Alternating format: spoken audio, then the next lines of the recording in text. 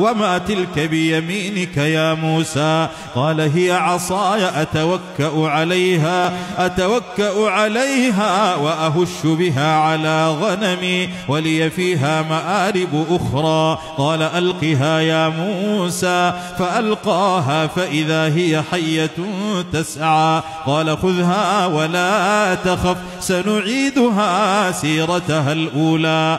واضمم يدك إلى جناحك تخرج بيضاء من غير سوء آية أخرى لنريك من آياتنا الكبرى. اذهب إلى فرعون إنه طغى. قال رب اشرح لي صدري ويسر لي أمري واحلل عقدة من لساني يفقه قولي واجعل لي وزيرا من أهلي هارون أخي أشدد به أزري وأشركه في أمري كي نسبحك كثيرا ونذكرك كثيرا إنك كنت بنا بصيرا.